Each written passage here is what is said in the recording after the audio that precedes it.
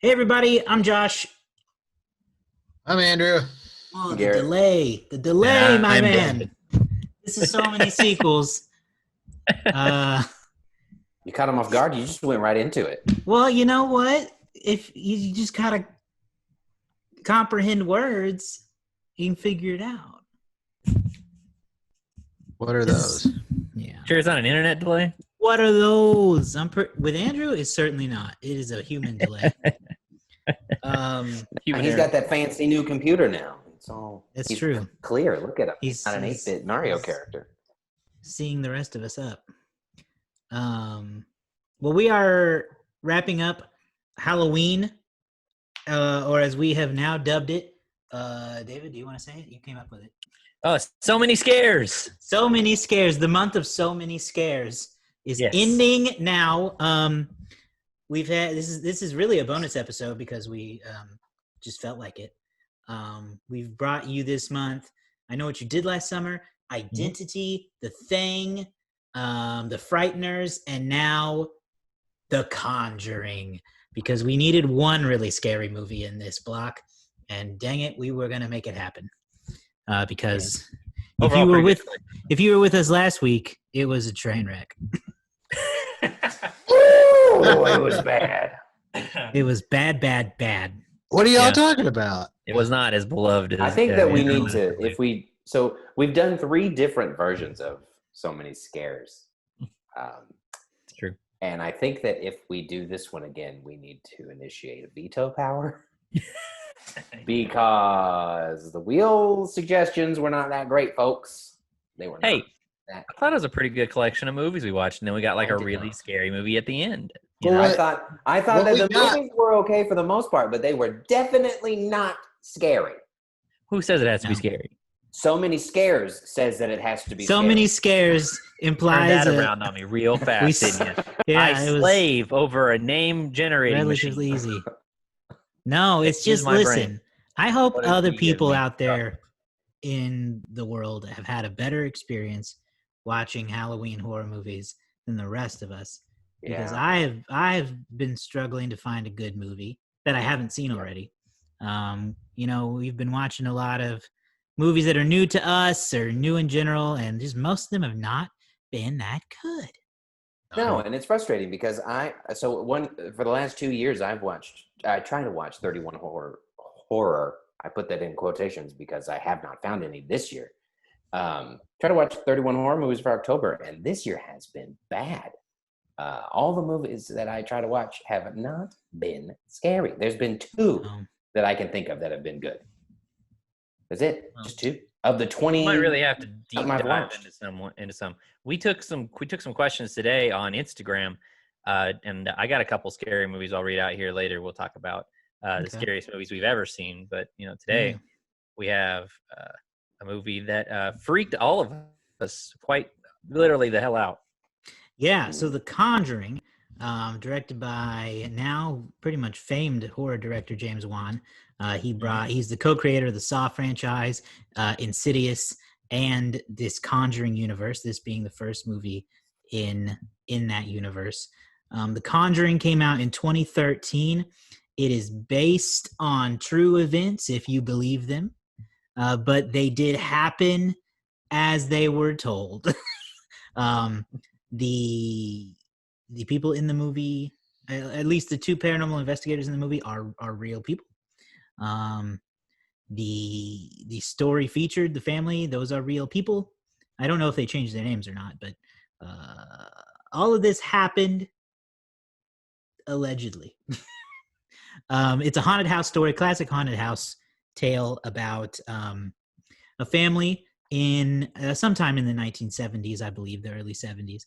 They have moved into a new home that's a bit of a fixer-upper. They've got a big family. How many kids did they have? Like 5? 5 kids, and this house was a dump fixer-upper. Oh, yeah. Hey, I'm trying to be nice. It's a bit of a fixer-upper.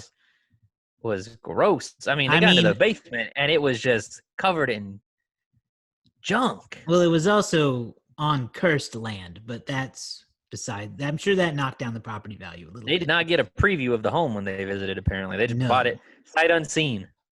So weird things start happening. They call these paranormal investigators, Ed and Lorraine Warren, to come out and help them figure out what's going on with the ghosts in this house, and things get silly. So I was the only one who saw this movie prior to watching it for this show.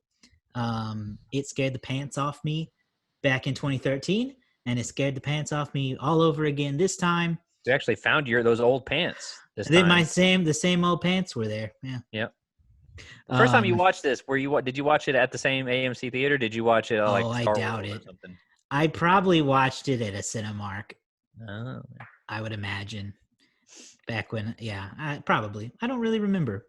I don't even remember if I saw it with anyone or if I was by myself or any of the circumstances. I just remember being terrified. Yeah, you didn't take me. We were friends back then. No. That's true. Well, I think I was right not to take you. I think I held up pretty well. I was probably right not to go with any of you. I thought didn't you think I held up well? I was sitting right next to you. That's true. Well, besides at least one time when you punched the chair, it was pretty good. That was a visceral moment. It was. I don't even remember what moment it is. Maybe you do, but I don't know if I do or not. I think it was when Annabelle was in the chair with the lady. Oh yeah. And yeah. And then Annabelle's face turned around.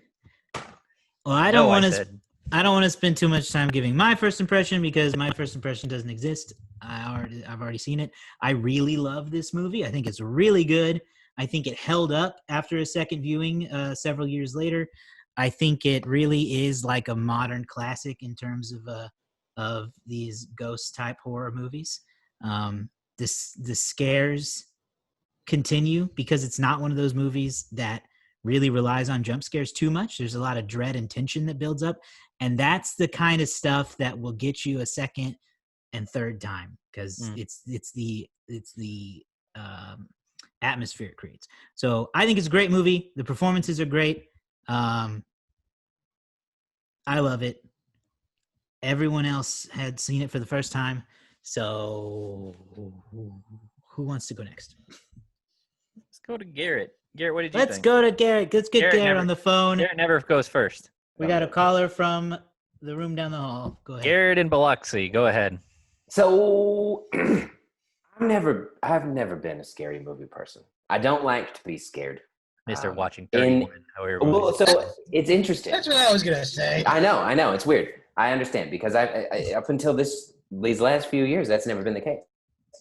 Yeah, you complex. I like a select few types of horror movies. I like slasher films, and it's basically a slasher film, but I like movies like Saw.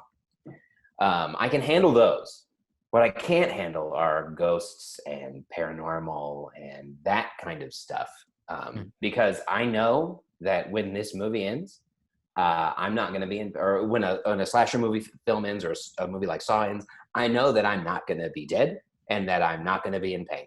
But I can't guarantee that when I leave a movie about ghosts, I'm not going to walk out being haunted. Yeah. I can't guarantee that.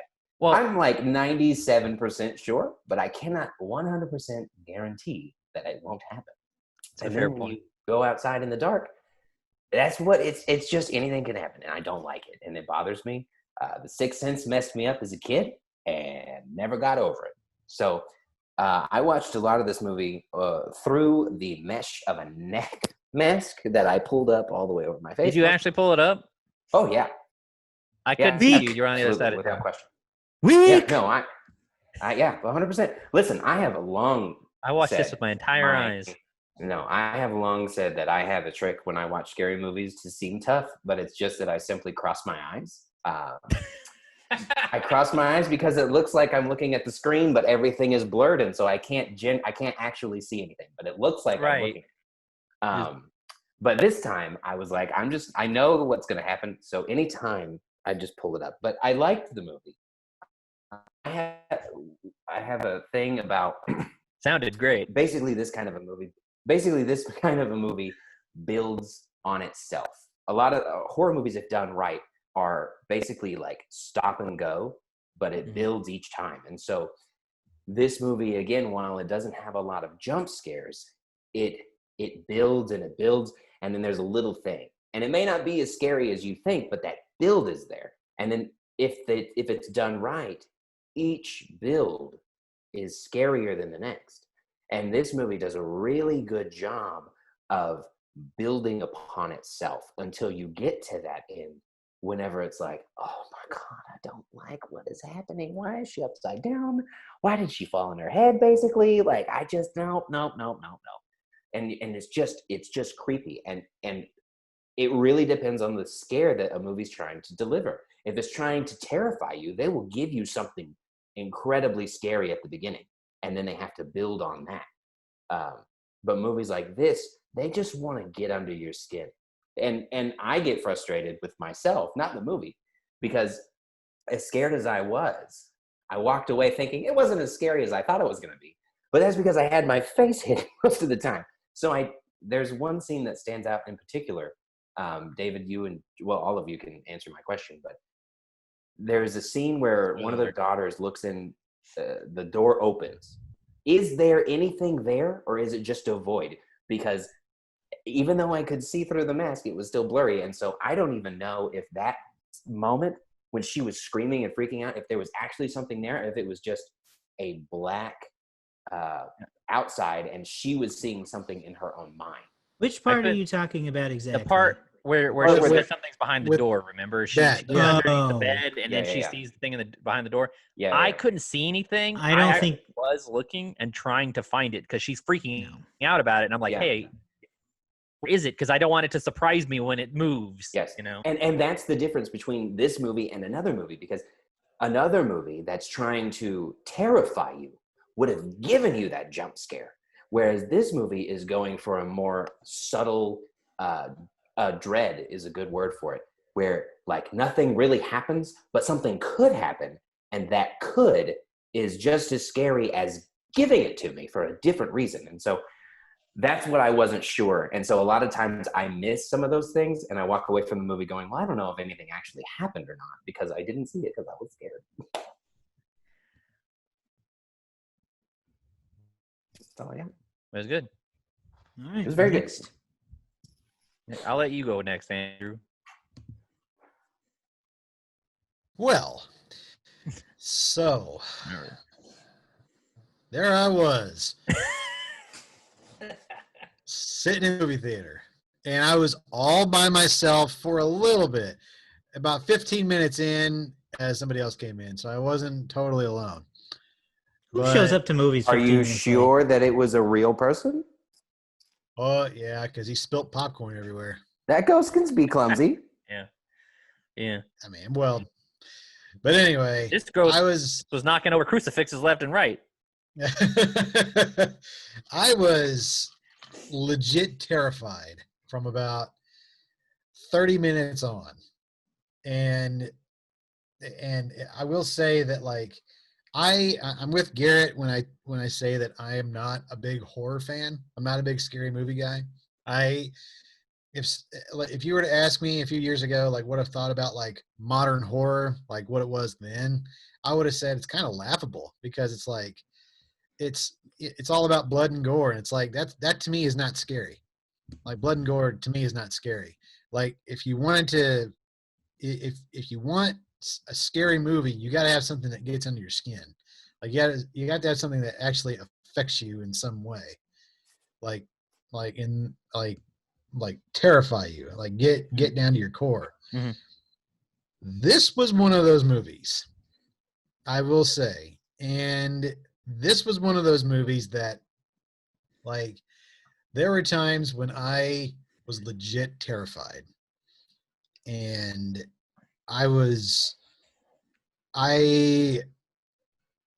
there were times when I was watching it through the webbings of my fingers. Like, I was doing this several times. I'm like, what's going to happen? I would cover my ears to make sure I wouldn't, like, completely terrified by the jump scares. There was only a couple, but a couple didn't matter because the entire thing was so tense. I did bring my rosary I did bring my rosary, and I had it with me the entire time. And I will say this: as scary as it was, I actually thought it was really good. I thought it was very good, and I thought it was a definite effort. Like it definitely still has its staying power. It definitely still has the sorry, I got something caught in my throat. It definitely still has like everything like everything you could want out of a horror film, and without a lot of blood and guts. And I think that's what's most powerful about it. That's why I really enjoyed this movie. I did not like being scared, but at the same time, it's like you kind of take the good with the bad, I guess. Would I watch it again? I don't know. Absolutely. 2.5 stars. But that's what I got to say about it. So to continue the theme, but even I feel like more so, your boy right here does not enjoy horror movies at all. Like Josh posed the question to his Instagram followers, what's the scariest movie you've ever seen? And I had to reach. I actually went down. I went to Letterboxd and I just searched the horror genre, and I just went down for pages and pages trying to find horror movies I had seen. And I was like, I'm either going to have to say the only 4 that we've watched as a group, which is It, Happy Death Day, or The Conjuring. I'm going to have to say one of those. And I looked at it and I was like, legit, the only other horror movie I've actually seen, I've seen the movie Scream, and I've seen Jaws. And I was like, Jaws to me was scarier than Scream. Like Scream scared me, but Jaws, I didn't legit want to go in the water. So I think in general, I just don't like to see good people get victimized. Like I've always just struggled with that. It's why I never liked Tales from the Crypt. I don't like certain episodes of The Twilight Zone just because they make me feel sad and bad and scared. But I'll tell you what, this movie, we're gonna get into. We mentioned a few things. We're gonna get into real spoiler territory now. So if you haven't seen The Conjuring, please go watch it. You will be scared, but you will enjoy it. This has been, in my opinion, the best movie that I've ever seen. The best horror movie I've ever seen in which nobody dies. There's one death that you can give, and that's the dog Sadie towards the beginning. But in terms of the principal human characters, there's not one death in this movie, and it's still scarier than hell the entire time. In my opinion, this movie wasn't as scary as I thought it was going to be, but it was terrifying. But I found it to be such a good story that I was really invested in it. So I was really rooting for this family. I was rooting for the couple that came in to help them. And I was genuinely concerned for everybody. So I was I feel like I had an emotional investment beyond just most movies. Like when we watched I Know What You Did Last Summer, I didn't give a crap about any of them. So even when something genuinely did spook me or scare me, it was yeah, but good riddance. These people, I wanted these kids. I felt so bad for these kids, these little girls. I felt so bad for the mom. I felt bad for the dad. There was a moment where I was genuinely concerned. I think Josh knew too, or Josh felt this too. So there's a scene in the movie where the dad goes out of town and the mom is following a noise through the house. And then all of a sudden in this loud crash, all of their pictures fall off the walls and down the stairs. And she goes out to look, and I went, oh my God, the dad's not home. The dad's not home. So there's I'm not saying the dad was going to be able to stop anything, but there's nothing. She's not going to be able to explain this. And he's going to be like, hun, what are you talking about? I was so worried for how she was going to come across trying to describe what happened. Yeah. And I was concerned for her safety. Well, in that scene, she was trapped. She was locked in the basement. Mm-hmm. So there were no adults to help the kids. Yeah, the kids were stranded. She's stranded. I just felt genuinely sick for them. but it was really good. I feel like the story unfolded in such a natural way. The way they were intercutting at the beginning made for the story to like have a really organic feel, because it would cut back and forth between what was happening to them and the couple who were teaching classes about these hauntings and these possessions and stuff. And so you were getting like information, you're getting exposition in a way that didn't feel forced. So that was really cool. I started off super nervous. I think, Josh, you may remember the movie started with the logos, and there was this loud music that went wah, and there was like a bit of a pause, and then it went wah, like even louder, and I just went, all right, knock it off. Yeah. We get it, big scary music. We get it. All right, just knock it off. And then Annabelle was terrifying. She's kind of a small bit of this movie, but you can tell they were planting a seed there. They had ideas for stuff they could do with Annabelle. And I think this would arguably, of the movies I have seen, of the under 10 horror movies I've ever seen, this might be the best horror movie I've ever seen. What I really enjoyed as you get more into the unpacking of it is that they gave you a little bit of a misdirection. You had the youngest daughter who was sleepwalking and like banging her head on the window, and that's just a creepy thing. You had the other daughter who was seeing things and stuff was happening to her. Her legs would get pulled at night, and the sheets would come off her bed. And I thought something was going to happen to those two. Never, ever did they hint until it happened that the mom was going to be the one that got. Mm-hmm. And so that, to me, was really surprising. I did not see that coming whatsoever. And so when she got the exorcism, I was like, oh my God, what is going to happen?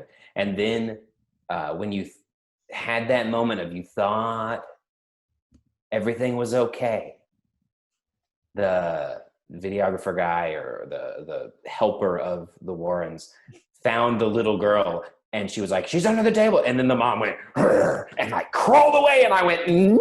And the thing went back up, and I was like, I'm just going to live here.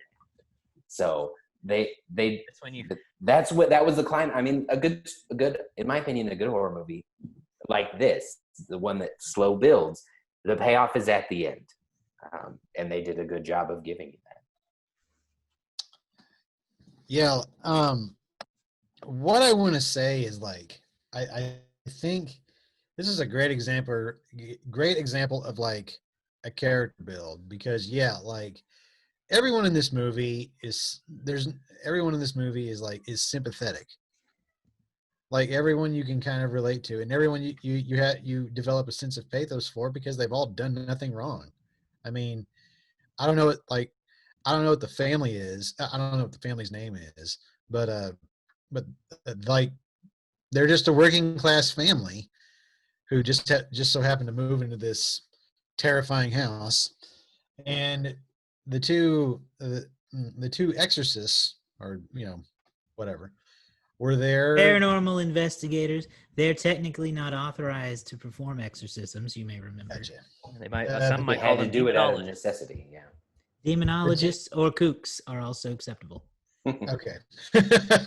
The two paranormal investigators were people who were just wanting to help out. They were desperately trying to find out what was going on, and after a while, you get to know them a little bit, and it develops into something really nice.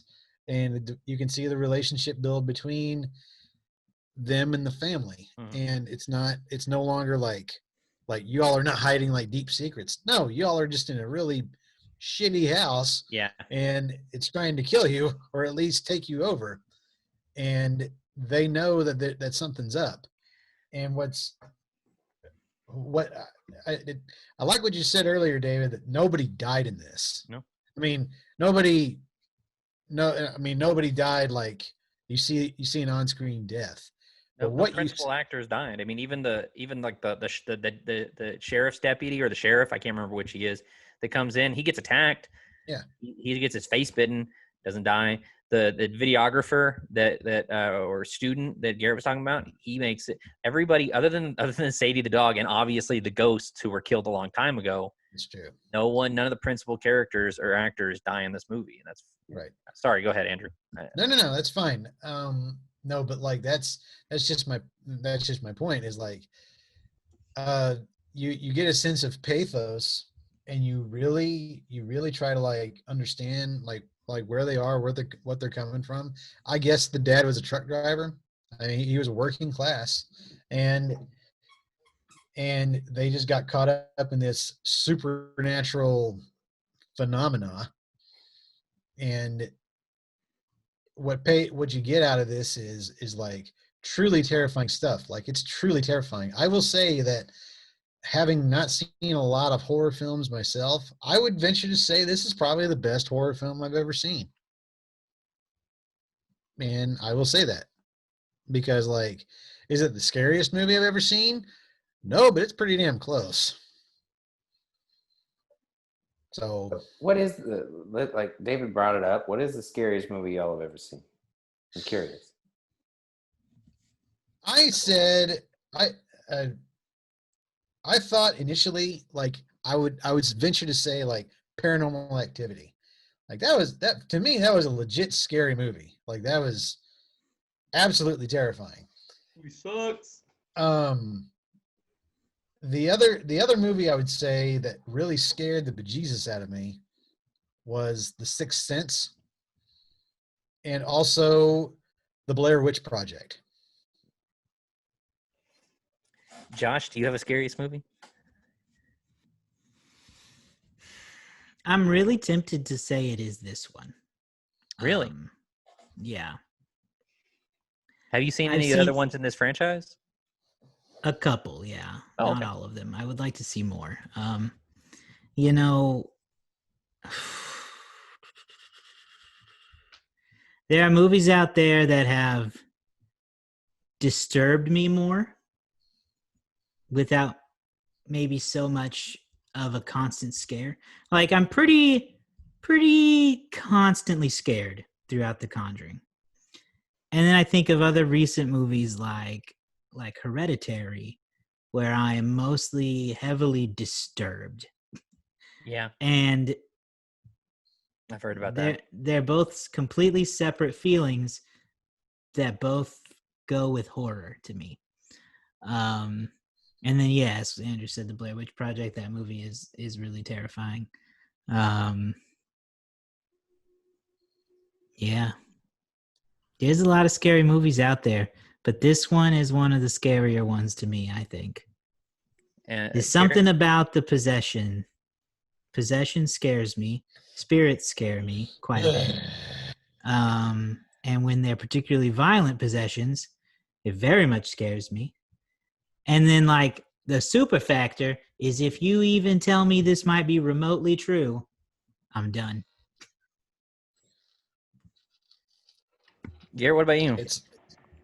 The Sixth Sense will always be the scariest one for me. I saw it when I was like 10. I knew that it was going to be scary, but I didn't really know what I was getting into at the time. And again, very jumpy person in general for the most part. And I just remember watching most of that movie with hands just pressed into my eyes and thumbs completely jammed into my ears. I went with a friend and his mom was with us, and she was like, "Are you okay? Like, they're just talking." And I was like, "Okay." And I was not okay. And I'm going to throw another one out there. It's not like super scary, but it is The Visit, which I think is a little underrated. Oh, yeah, I've heard of that. I think that it is very creepy. Josh, you and I went and saw it with a friend of ours several years ago, whenever it came out. And there was a moment where and I don't want to spoil this one since we're not reviewing it, but there's a part in this movie where something happens, and in the movie theater, you jumped up and just put your feet on the seat because you didn't want them dangling over the emptiness of the chair. Somebody might have grabbed my feet. Yep. It was a very scary movie, but The Sixth Sense will always be. And Paranormal Activity also scared the crap out of me to this day. I've never seen the end whenever she lunges at the camera. I just can't. Oh, really? Yep. Can't do it. That's the only good part of the movie. For me, it has to be The Sound of Music. Nazis are scary. Hills were alive. What can I say? The hills were alive. The hills have eyes. For real. So this isn't really like a horror movie answer, but a movie that irrevocably scared me for a long time, and like I had a hard time shaking it, was Titanic. That's not a movie that's like meant, I think, obviously as a horror movie. Obviously, my takeaway watching it at 9 or 10 years old was not, oh, what a great romantic story about people overcoming a natural disaster. My takeaway was, oh my God, I don't want to die in icy cold water. I was terrified of drowning. I was terrified of freezing to death in water, which I didn't know you could do. I didn't know you could be so cold in water that you turn into an icicle, essentially. There's a scene in the movie Titanic where a dad is running down a hallway with his son, and they cross by Leo and Kate Winslet. And then like 40 seconds later, you see them get washed down the same hallway by a mountain of water. Like, and the dad's like holding the son as they like scurry by, and like later they come across their bodies just floating in the water. That terrified me at 10 years old. That was like the scariest thing I'd ever seen. I couldn't watch most of that movie because I was so afraid of all the drowning scenes. So yeah, I don't have a lot of the horror experience. Jaws really scared me as a kid too. Yeah, I mean, that's scary movies for me. I actually fielded some questions from Instagram about scary movies people saw, and I didn't hear any of us say these ones, so I'll read these out. I've heard of this. NYT Sud, who follows us on Instagram, he said Cannibal Holocaust. Have you ever heard of this movie? Yes. This is a movie that's so dark that I don't think it was allowed to be released in theaters, or if it was like worse than NC-17. It was like the only non-porn to get like a XXX rating. So let me tell you a little story about that. Go ahead, Andrew. So Cannibal Holocaust has been banned in many countries. And what's worse about it is that when the movie was released, because it was made by Italians. It was made by by an Italian director named Ruggero Deodato. Mm-hmm. They actually arrested him for the movie. Wow. And they arrested him on charges of murder. Like, because they thought that the people who in the movie were getting killed, because of like the gruesomeness of the film itself, they really thought those people were getting killed, and they held him in jail until he could produce those people. And well, I believe it's a found footage film, right? It's a found footage film. It's like, so they took it for what it was. Yeah, they took it for what it was. It came across like a snuff film. Yeah. How old is this movie, Andrew? 1978. Yeah, I mean, it's old enough that this was like graphically groundbreaking. Like I've never seen it, but I have read about it. I've heard about it from somebody. I can't remember where I heard about it from. Might have been back from the old spill.com days, and it sounds really awful. Yeah, it's not for the faint of heart, because like not only does it depict graphic violence, it's one of the things they do in it. And one of the things that gets like censorship in it, like on the DVD, I remember watching the DVD, they said in the very beginning, like, we want to tell you all right now that this movie is incredibly graphic. We here at so-and-so studios don't believe in censorship, but we want to tell you there are things here that we don't agree with, but we're doing this for the sake of releasing free speech. Yeah, the artist's vision stuff. Yeah. Because what they do is in the movie, and you actually see it, is that they kill animals. They killed like 7 animals. Like for real. Which is bad enough. Yeah. So there were animals harmed in the making of that movie. There were animals harmed in the making of it, and it's pretty bad. Yeah. I will say. Sorry. Next from Caden Coleman, he said Pet Sematary. He didn't specify the remake or the 1989 Pet Sematary, but either way, those are pretty creepy movies. And then our good friend Quinn Blakely, he suggested Midsommar or Midsummer. I don't know how it's pronounced. That movie is pretty good. He claimed that movie ended one of his relationships. And then Wow. to round it out, which sounds like something that would happen to Quinn. To round it out, my wife threw in Silent Hill, which I've never seen, but I have watched somebody play the video game. Hey, video Silent games Hill's, count too. Silent Hill is Silent Hill fairly well. I don't know. Is that a video game movie people like? Yeah. I Well, don't know. it's a video game. I don't know. I don't know much about the movie. Never seen it. But there you go. There's some from our adoring audience. You guys have like a favorite horror movie? One I that you go told you. back to whenever you are just wanting to be scared? No. I didn't figure you did. No. I will say Alien. Okay. Alien or Aliens? Alien, the first one. Okay. The first one still has staying power.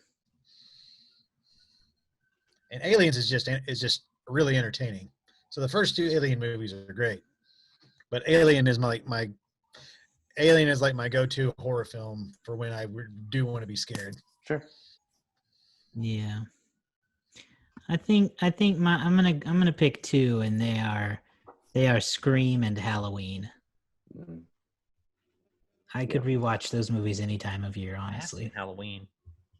You know, Halloween, I've never seen it before we did the series 3 years ago or however long ago it was now. And they were really impressive. So I would agree that I think the first one and then the remake are fantastic. For me, though, the top one for me is Saw. That movie I just love so much. Like, you're gonna say season of the Witch. No. Hey, you know what? That one's good, and I don't Halloween care. 3 Season of the Witch is a good movie. Halloween 3 is good. Yeah, that was the second best one that we watched, outside of the new ones. Is that the one where they're like in the future and they all have like weird like masks they have to put on to make them communicate weird? Well, they weren't in the future. Yeah, well, Maybe Andrew did not like it, but he was wrong. But no, for me, Saw is He often my is. favorite.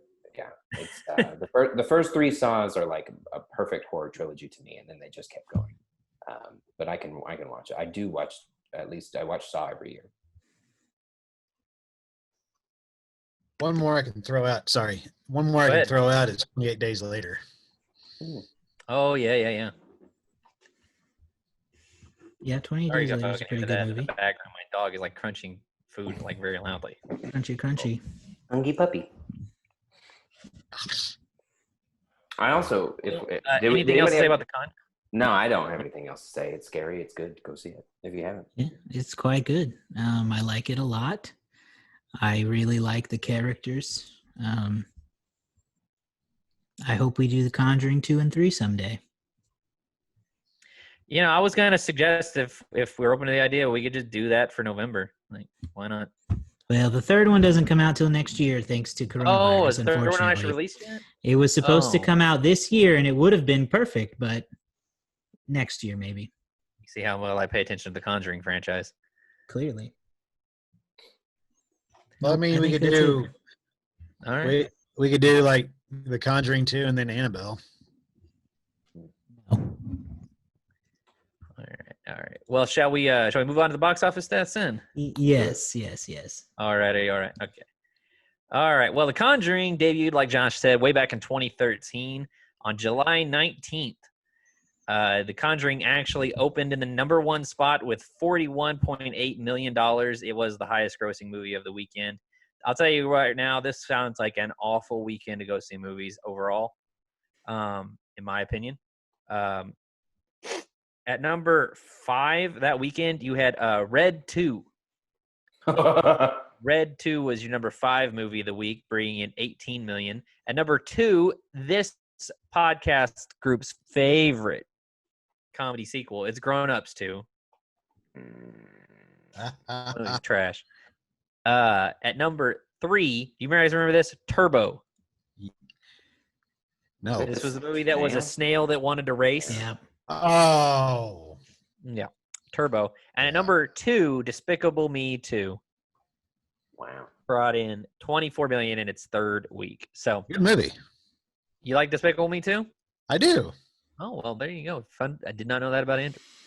But sounds like a rough weekend. So Conjuring would go on to round up about 137 $100.4 million in the United States. It managed to conjure up $182 million internationally, bringing its worldwide total to $319.4 million worldwide. Pretty good overall numbers. If you go to the year in review for that year, let's find The Conjuring here. The Conjuring finished in the number 19 spot for 2013. Pretty good for a brand new horror franchise. It finished with 137 million, like I said, right behind The Great Gatsby at number 18, starring Leonardo DiCaprio, brought in 144 million. And then your number one movie for 2013, which we have not seen yet as a part of this show, but we might one day, is The Hunger Games: Catching Fire. I believe Josh has The Hunger Games as one of his pet movies that's on the wheel right now. Correct. Or did we erase that? I can't remember. Well, we erased it for Halloween, and I haven't reset it yet, so I'll have to do that. So number two, we actually have watched this movie just this year. Number two, bringing in 409 million, is Iron Man 3. At number three, one of Disney's biggest movies of the last decade, Frozen, finishes in the number 3 spot with 400 million even. At number 4, the aforementioned, Andrew's big fan of this one, Despicable Me 2, brought in 368 million total. And at number 5, Man of Steel finished with $291 million at the box office. So there's your highest grossing original film, I guess, for lack of a better word, is Frozen there. Although that could be considered an adaptation of The Snow Queen. So you might give it to the number 6 movie to your Gravity. Your highest grossing non-sequel would be Frozen. Anyway, so that is your box office stats for The Conjuring. Again, a pretty good finish overall, high finish of 19, which is big for horror. And The Conjuring may have had a big part in this sort of string of blockbuster horror movies that we've had, because movies like It had a huge finish as well. You can go check out that podcast as well. I didn't do my normal thing of going through and seeing what other 2013 movies we've seen. But I can tell you we watched Iron Man 3 this year. So go back and listen to our Iron Man podcast if you're a big MCU fan. Yeah, okay. Please do. I won the Letterboxd game last week as well, so I will move on. The Conjuring, directed by James Wan, has been reviewed by, let's see here, 165,000 people on Letterboxd. What is its overall score between, I don't know what the lowest you can go on here, but I'm going to say 0.5 and 5.0. Who has the most wins out of right the three now? Of us playing? Out of the three of you guys, Josh has the most wins. It's right, always Josh. The stats right now are he gets to go has last. 10. Josh has 10 wins. Garrett has 7. Andrew has 5. All right, so Andrew goes first. Andrew gets a big pick. Yeah, Andrew? I would say 4.1. A 4.1. He's throwing big numbers out there. Big guess. Garrett? I'm not going to go as high as that. I'm going to go 3.6 is my number. 3.6 from Garrett, a 4.1 from Andrew. We didn't mention the good performances in this movie. Patrick Wilson, I thought, was a real standout. Ron Livingston, very good as well. Mackenzie Foy as well. They were all very good in this movie. Josh, the leader of the Letterboxd game so far right now. What is your guess? Can Josh make it 11 victories on the year? I do think that Andrew went too high, unfortunately, because I believe it is I believe it is deserving of being high. I feel like I have found that on Letterboxd it's hard to get horror movies really high up there, because people have various reasons for how they rate things, but it seems as though horror movies are pretty divisive. That can be true, but as you may remember, The Thing, which we reviewed a few weeks ago, that had a 4.2. It's true, it did. So it's not impossible. But I also found that movie not scary. Andrew, are you sinking over there? What's going on? I was wondering the same thing. He's all wobbly. I just want to see what the bottom of my computer looks like right now. Sorry, audio listeners, to bring attention into a visual thing, but Andrew looked like he was literally on a sinking ship there. His whole screen was turning. I feel like, oh my gosh. I feel like it might be closer to a 3, so I'm going to pull a Price is Right and go one step under Garrett to a 3.5. So Josh is saying 3.5. Just in case. Garrett, you had 3.6, correct? Correct. And then Andrew had 4.1. So if it's anywhere between, like Josh, you've really boxed yourself out if it's between Garrett and Andrew. I don't think it's between. I really feel like it's closer to 3. So the winner of this week's Letterboxd game, who will ultimately determine what we start with next year. That's the prize that I kind of pushed on everybody. But not after this, right? Nobody gave me any suggestions. The winner, unfortunately, is Josh again. Nah! It's exactly 3.5. Oh, it was? Exactly. Josh hit it right on the head. It's 3.5 exactly. Like we said, based on 165,000 reviews. The highest category or the highest ranking, the most reviews go to the 4-star. Most people give this movie 4 stars. There are 47,000 4-star reviews, 34,000 3.5, and 34,000 3 stars. So, I mean, this movie does have 14,000 5-star reviews, and 791 people have put it in their top 4 movies. Wow. Yeah. So there's a lot of love for the Conjuring franchise. I would have thought if I'd been the one guessing, I would have guessed probably a 3.7 or a 3.8. So yeah, Josh probably would have won no matter what. But that's that for this week. Okay. What do we want to rank it? Yeah, what do we rank it? Oh, yeah. I'm sorry. Man, I always forget our own rankings. I would give it a 4.0. Oh, hang on. Let me get my calculator so I can average it out. Okay, we got 4.0. I am going to, now this is my fault, and I will preface this, so I will rewatch the movie at some point in time, but I'm going to give it a 3.5, only because I want to see it, and because I was hidden for a lot of it, I missed some things, so it's my fault, but based on what I saw, even though I know it's higher, I'm going to go with 3.5. Josh, you go ahead. Come back to me just a second. Hang on. There is absolutely nothing I would change about this movie. I like it from start to finish. I have no critiques, so it is a 5-star film for me. Nice. And you know what? I'm going to have to agree with Josh. Nice. For me, I think this was a 5-star movie because I was trying to think. Usually my difference between perfect and practically perfect, which is the 4.5 and the 5, is that there's some kind of little thing story-wise or performance-wise that stands out that kind of holds it back. And, yeah, there's nothing really that gets in the way of the movie. There's no fat to trim. Everything about this movie, even the element that I could see people complaining about, which would be like the Annabelle tease that doesn't really go anywhere in this movie, I love it. I love that it's like a mystery of like, well, is Annabelle – is she real? Is she not? Is she alive? Is something possessing her now? I loved all of that. I actually think this is the first time I've walked away from a horror movie and said, wow, not only was that scary, but I was actually really entertained and engrossed. I loved it. So, yeah, I would give this a 5-star review as well. Yay. Well, that makes us average out to a 4.375, which means we're going to rank this movie 4.5 stars on the So Many Sequels Letterboxd account. Sweet. That's cool. Yep. I'm All fine right. with that. Well, Cool.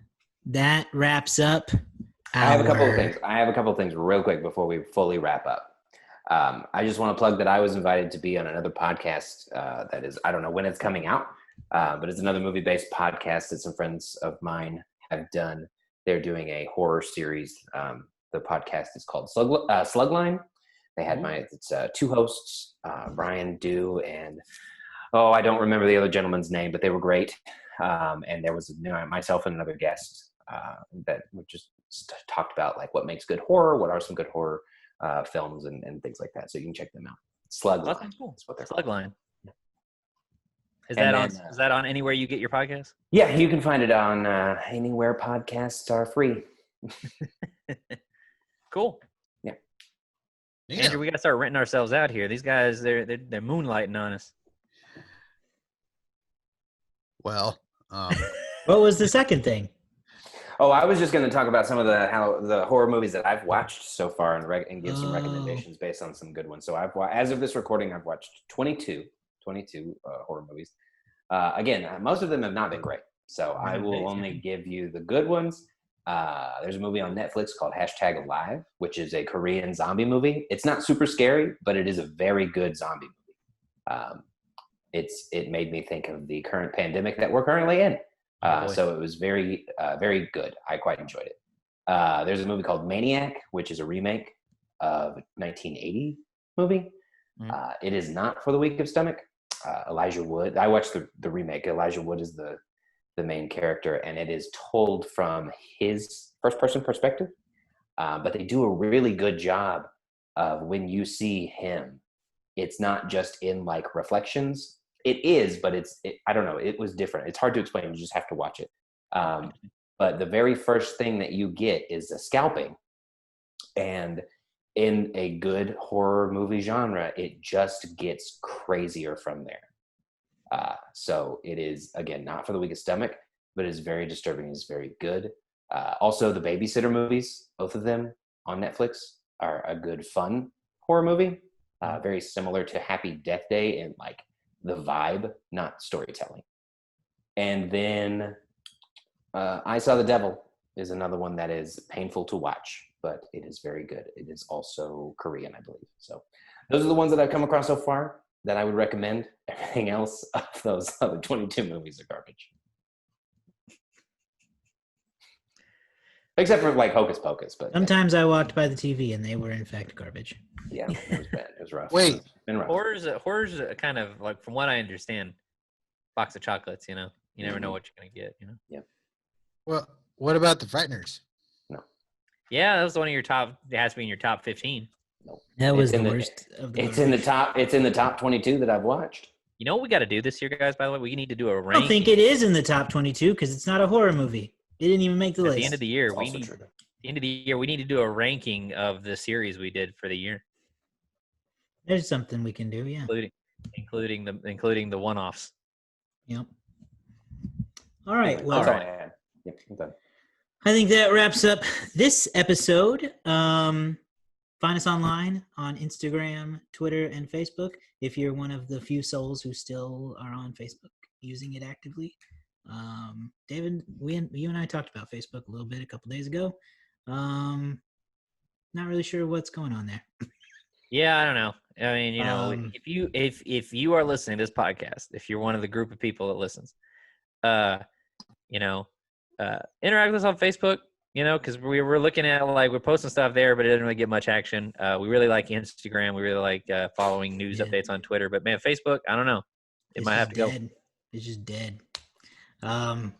So, yeah, find us on Instagram and Twitter. And you know what? Find us on TikTok, too. Once I find the password to remember how to get back into that account, maybe we'll start making more funny videos there. I wondered. And for now, you can enjoy the couple that are there.